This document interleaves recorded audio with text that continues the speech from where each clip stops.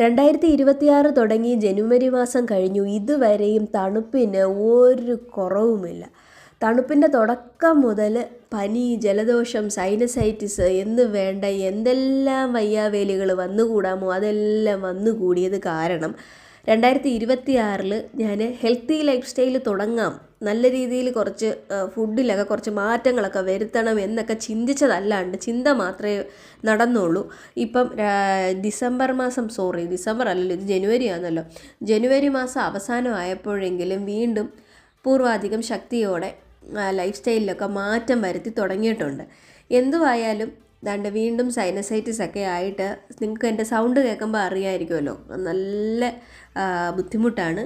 എന്നാലും മാക്സിമം ഞാൻ എന്നെക്കൊണ്ടാവുന്ന കണക്ക് മാക്സിമം ഫുഡൊക്കെ ഞാൻ അതും പ്രോട്ടീൻ റിച്ച് ആയിട്ടുള്ള ഫുഡ് ഞാൻ കഴിക്കുന്നുണ്ട്. ദാണ്ട ഈ പേരയ്ക്കൊക്കെ ആണെന്നുണ്ടെങ്കിൽ നല്ല പ്രോട്ടീൻ കണ്ടൻ്റ് ഉള്ള ഫ്രൂട്ടാണ് കേട്ടോ.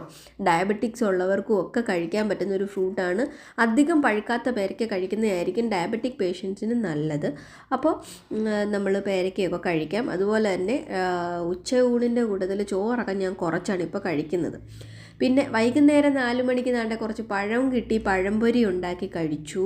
അത് കഴിഞ്ഞ് തീരെ തല അനക്കാൻ വയ്യായിരുന്നു. അപ്പോൾ കുഞ്ചു പറഞ്ഞു, അമ്മ റെസ്റ്റ് എടുത്തോ, ഇന്ന് കിച്ചൺ ക്ലീനിങ് ഞാനും അച്ഛനും കൂടി ചെയ്യാമെന്ന് പറഞ്ഞതിനെ തുടർന്ന് ഞാൻ റെസ്റ്റ് എടുക്കുകയാണ്. കുഞ്ചുവും കാഞ്ചിന്ന് പോലും കുഞ്ചു ഏട്ടനും കൂടാണ് കിച്ചൺ ക്ലീൻ ചെയ്യുന്നത്. അപ്പോൾ ഞാൻ കരുതി എങ്കിൽ പിന്നെ സമാധാനത്തിൽ പോയിരുന്ന ഒരു സിനിമയൊക്കെ കണ്ടേക്കാമെന്ന് കരുതി. അപ്പോൾ ഇത്രയേ ഉള്ളൂ. ചാച്ചാ, ബായ്.